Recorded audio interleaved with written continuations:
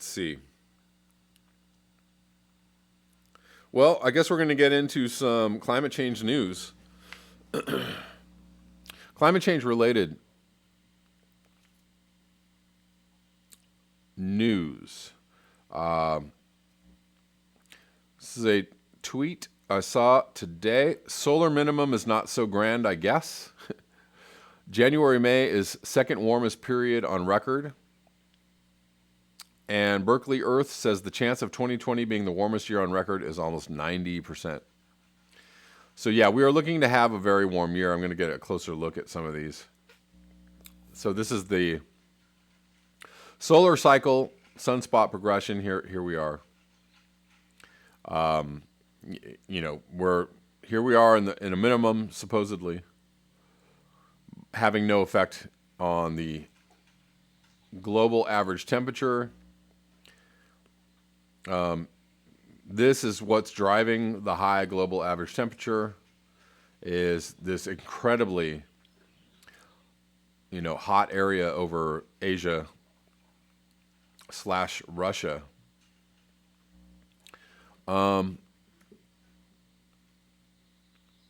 Listen, guys, just to mention something. So whenever I start talking about lowering emissions and how we could actually lower emissions, people invariably get in the comment section and go, please look into global dimming. You got to understand what global dimming, I totally understand what global dimming is. I've been watching Guy McPherson for years. I've interviewed Guy McPherson before. I totally understand what global dimming is. But here's my thing about lowering emissions and global dimming. Emissions went down by 17%, over a few months. And yes, we are experiencing an incredibly hot year so far, but kind of in line with the general, slope of, temperature rising. We're not getting the heat spike, like a huge spike in temperature. That spike in temperature over Asia and Russia has been going on all winter since, whenever, December or January. Like that was going on all winter before coronavirus hit, before all the factories shut down and the airline travel shut down and all that stuff shut down. So, we saw this dip in emissions and we haven't seen a correlating spike in temperature yet. I say yet because we don't know if there's a lag on that or not. We don't know if it's going to be, if it would have been immediate within like 2 weeks or a month, or if it's something like that would show up 3 months later. I don't know. So far, we haven't seen that huge spike in temperature that correlates with global dimming being, the big monster that we think it is.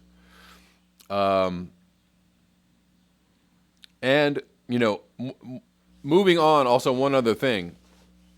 I understand everything about global dimming. I understand how it works. I get the whole concept. I understand all that. And what are you going to do? If you're an alcoholic and you have cirrhosis of the liver, or you have like pancreatic cancer, and you want to treat the cancer, and so the only way to do that is to stop drinking. But you know that if you stop drinking, that you may have cardiac arrest. I mean, it depends on whether you really want to try and get healthy or not, or whether you just want to, go out in a blaze of glory. I personally think that we should try and get healthy and save the planet. So I'm all for emissions reduction, and whatever it is that we can do, if we're going to do that in a coordinated fashion, which coronavirus has showed us that we can do this in a coordinated fashion. You take into account, you try to do what you can to get, to sequester CO2. You also try to do what you can to limit temperature, whether that's mirrors in the ocean or whatever it is, whatever it might be that you can do on a technological side. I'm not for spraying stuff in the skies, not for that. Okay, so I'm not suggesting we do that. But I'm just saying, look, if we're going to cure the patient, you've got to really just stop abusing the patient. That means, stop emitting all the crap in the air, right? We have, 10 years maybe to go get down to net zero if we're going to have a chance of saving the earth. So I suggest that we do that. And along the way, if we get a temperature spike or if we get higher temperatures, I don't know. I guess you just kind of deal with that.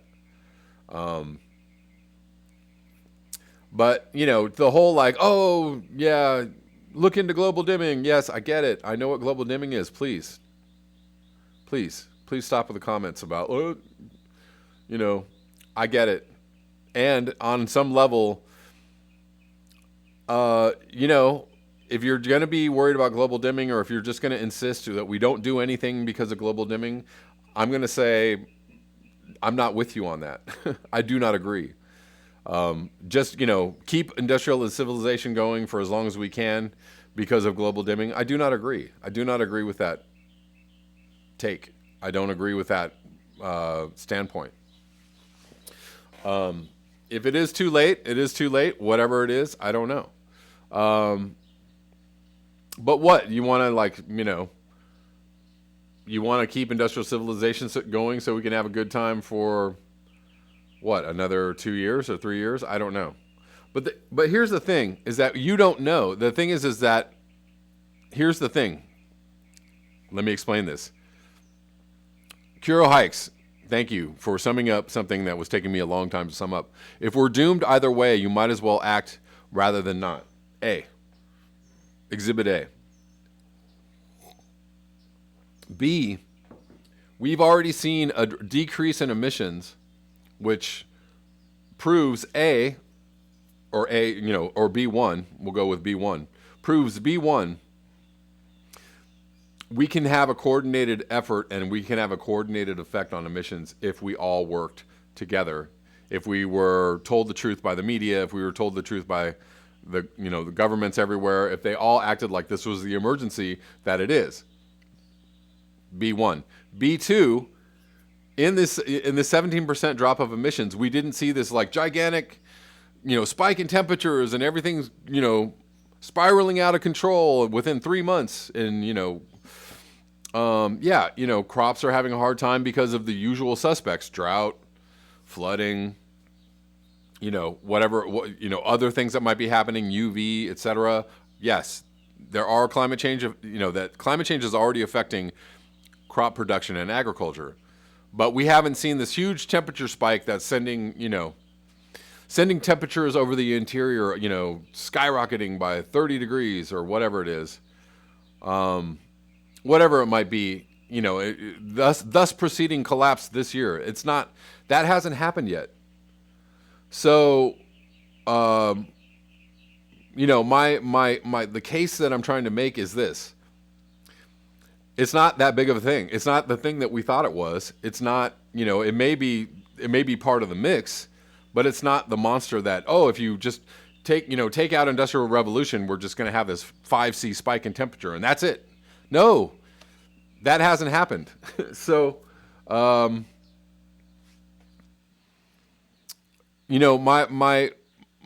urgency in taking action, I think is legitimate. Take action, lower emissions. Might we see a little spike in temperature? Sure. Lower emissions anyways. Do what needs to be done. Just do the most direct thing that needs to be done right away, which is lower emissions and lower the impact of industrial civilization on the planet. Do your best. And if we go over the falls, regardless, well then, we're already going over the falls. So the logic in not doing anything, or let's not lower emissions because we might just kill ourselves with global dimming. That is the logic of that is really thin to the point of being completely illogical to me. But anyways, Guayo Mashi, listen, are you listening to what I'm saying? The spike in temperatures over the Arctic and Siberia have been going on since early winter. Since before coronavirus, before the drop in emissions. So this was something that was already in the plane of the regular rise in temperature, in the plane of climate change, doing what climate change is doing. right? We're seeing a gradual rise in temperatures because of climate change. That is happening, absolutely. But I'm talking about a spike in temperatures because of global dimming.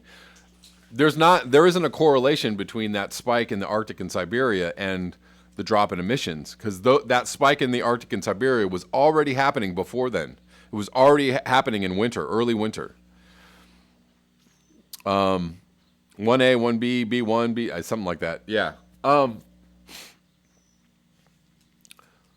So, again, to go back to Curio's point, which I agree with, if we're going to go down, let's go down doing the right thing. Brian Melt, yes, exactly. Global dimming isn't a threat some claimed it was. I agree. I just don't see it. It's been a few months. Maybe I'm wrong. Maybe the spike comes later this summer. I don't know.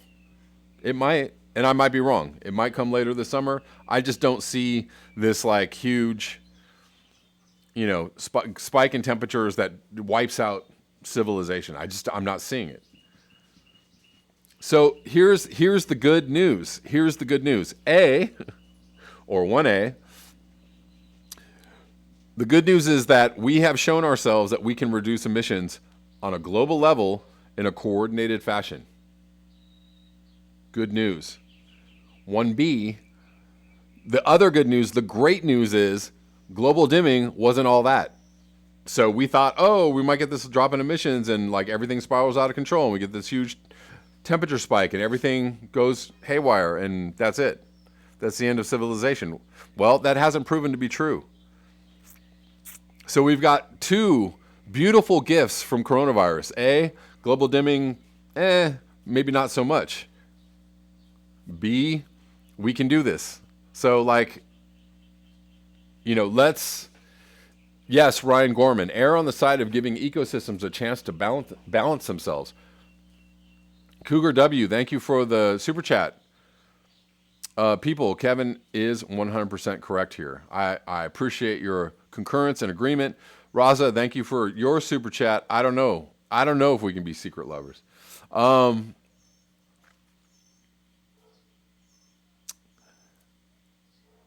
So, the last thing I'm going to say is that we've been shown a path. This beautiful gift that we got in coronavirus pandemic showed us, I know that sounds crazy for me to say, but on some levels, this is a huge gift. It showed us that look what we can do if we, act in a coordinated effort against, a threat that is, a zillion, trillion, billion times bigger than coronavirus. We could actually act in that coordinated fashion. We can actually lower emissions year after year, and we can do this, and we can actually make a dent in the damage that we're doing to the ecosystem and to the environment. And global dimming, schmobile flimming. So whatever. Hey, Keith Boyd, what am I doing to reduce my CO2 output? I haven't driven my car. I used to drive my car, 100 miles a day.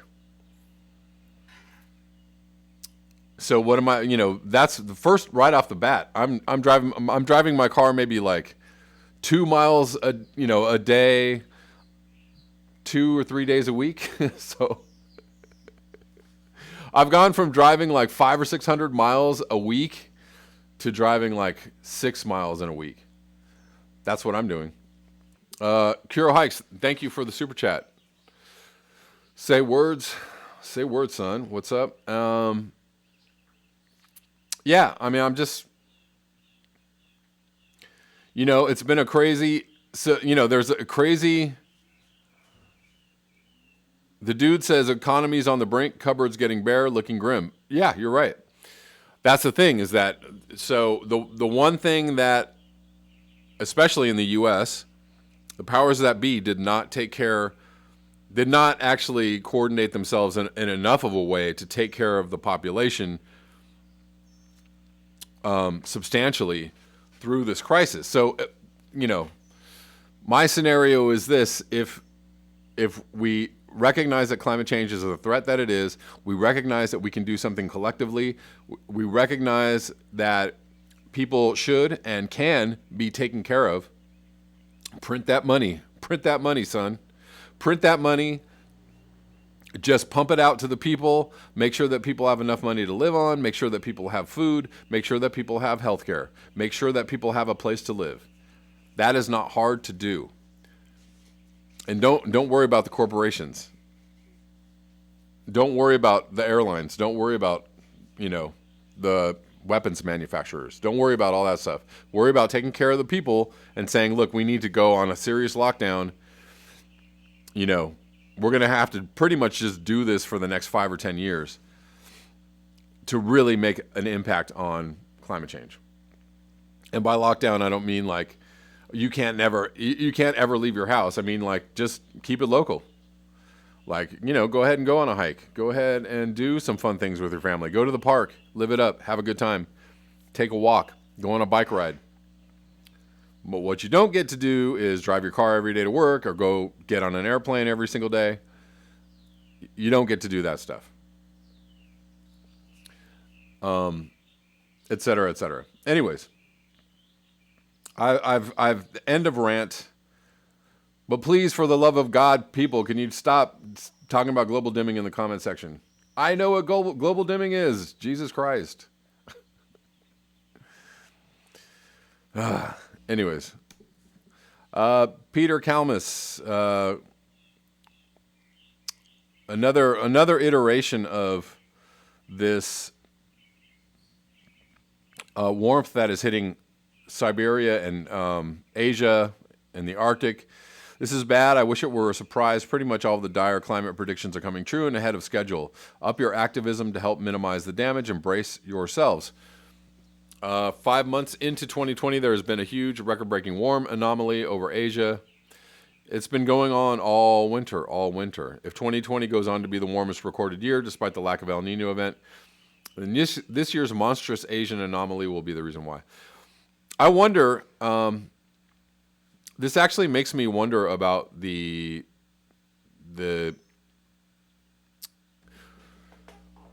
eastern Arctic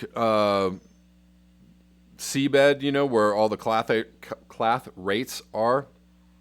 So it makes me wonder about methane leaking out of the Arctic in that area, if that is what is producing these high temperatures, right? So that actually makes more sense to me. That there is a huge spike in methane release from the Arctic, from the clathrates in the Arctic. And, we've already seen it happening in Russia with the, those huge like blowholes that are basically huge releases of methane, right? So if we're getting a huge release of methane in the Arctic and I don't know why somebody isn't covering this, if this is what is happening. And we're seeing like an immediate spike in temperatures over that area because of higher concentrations of methane in that area. Could that be why this is happening? Could somebody answer that question for me? I don't even know. Here's another interesting tweet. Who in the USA is concerned about climate change? I was actually fairly surprised by this. 49% of white people, 57% of black people, 70% of Latino people are concerned about climate change. Imagine what would be possible if people of color didn't have to deal with racism and can devote the energy to climate solutions. Indeed, I was actually seriously surprised by this. By this poll. And it goes to show you, where the predominance of climate denial exists. Of course, climate denial or skepticism or dismissiveness, I was trying to make up a new word and didn't really work out. Climate dismissiveness, is across the board. There are, people who dismiss climate change. But yeah, a predominance of Hispanic people believe that it's a problem comparatively to white people. And there you go. If you didn't know, now you know.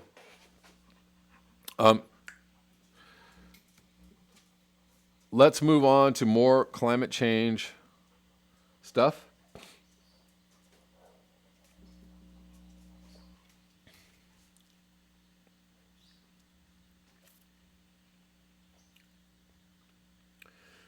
Keith Boyd says the heat plume in the Arctic started in Africa? Did it? How is that possible? I'm not sure I follow. Anyways, got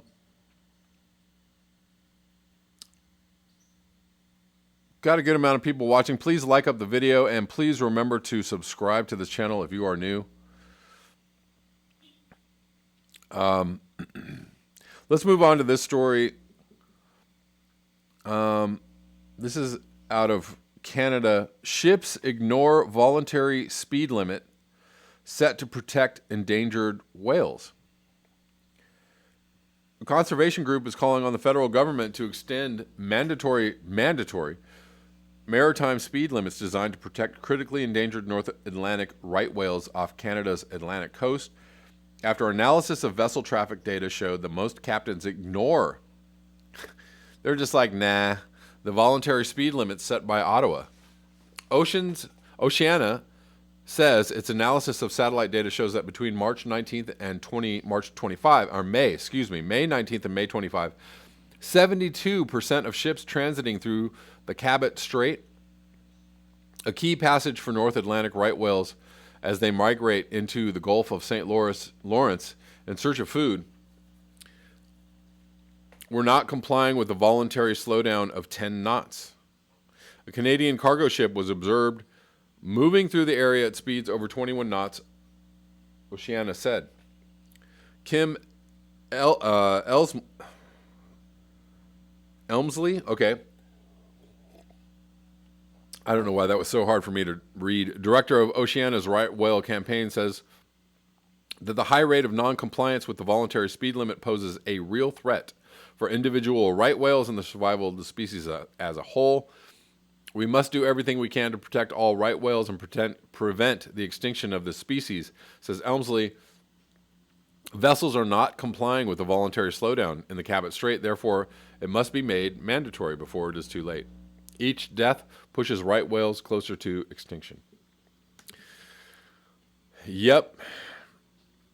Unfortunately, yeah, the guys who are operating the ships don't give two hoots, and I'm sure are more concerned with their profits than protecting whales because human supremacists, exactly. Quiz tunes, right. Because humanism, because humans are superiors, you know. Whales, blah.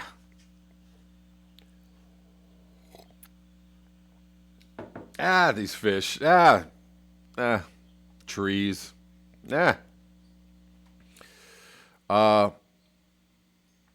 Anyways, moving on to the last thing I wanted to cover, and this is, again, one more in a long line of articles that pretty much say the same thing. This is from today. From The Guardian, climate worst-case scenarios may not go far enough. Cloud data shows. Modeling suggests climate is considerably more sensitive to carbon emissions than thought. Faster than expected, worse than we thought, sooner than we thought. All the science and all the data and all the climatologists and all the meteorologists and all the people who are involved in monitoring climate change, all of them are like, we didn't see that coming so quickly. Yes, it's much worse than we thought. Worst case global heating scenarios may need to be revised upwards in light of a better understanding of the role of clouds, scientists have said. Recent modeling data suggests the climate is considerably more sensitive to carbon emissions. I feel like this is a reprise of something I just read maybe last month. considerably more sensitive to carbon emissions than previously believed, and experts said the projections had the potential to be incredibly alarming, though they stressed further research would be needed to validate the new numbers. Modeling results from more than 20 institutions are being compiled for the 6th assessment of the United Nations Intergovernmental Panel on Climate Change, which is due to be released next year. Compared with the last assessment in 2014, that's 6 years ago, 25% of them show a sharp upward shift from 3C to 5C in climate sensitivity. I mean, youch. The amount of warming projected from a doubling of atmospheric carbon dioxide from the pre-industrial level of 280 parts per million. This has shocking, I say, many veteran observers, because assumptions about climate sensitivity have been relatively unchanged since the 1980s. That is a very deep concern. Johan Rockström, the director of the Potsdam Institute for Climate Impact Research, said climate sensitivity is the holy grail of climate science. It is the prime indicator of climate risk. For 40 years, it has been around 3C. Now we are suddenly starting to see big climate models on the best supercomputers showing things could be worse than we thought. He said climate sensitivity above 5C would reduce the scope for human action to reduce the worst impacts of global heating. We would have no more space for a soft landing of 1.5C. A soft landing, I love sounds, above pre-industrial levels. The best we would aim for, or could aim for, is 2C. Worst case projections in excess of 5C have been generated by several of the world's leading climate research bodies, including the UK Met Office's Hadley Centre and the EU's Community Earth System Model. Timothy Palmer, a professor in climate physics at Oxford University and a member of the Met Office's advisory board, said the high figure initially made scientists nervous.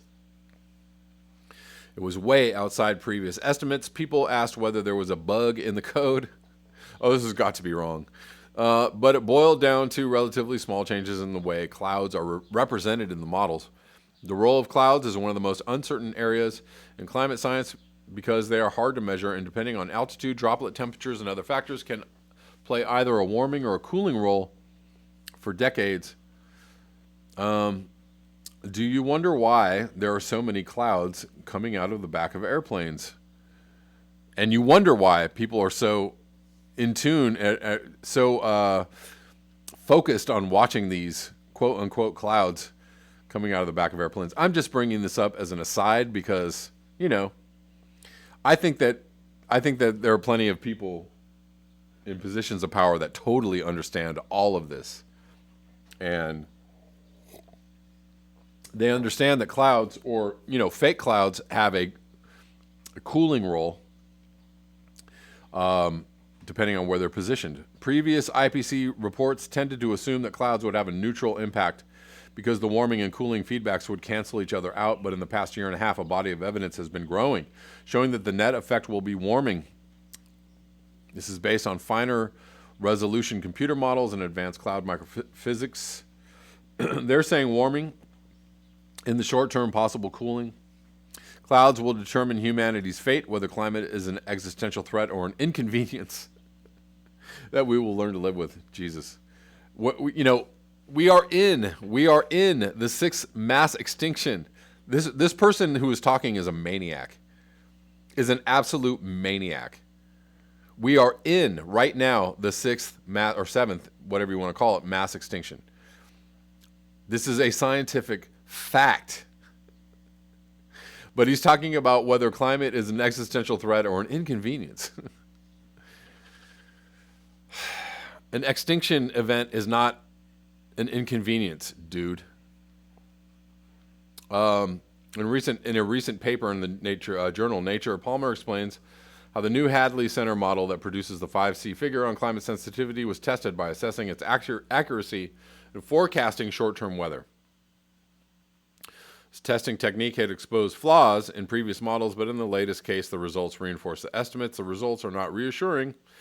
They support the estimates, he wrote. He is calling for other models to be tested in a similar way. Alrighty.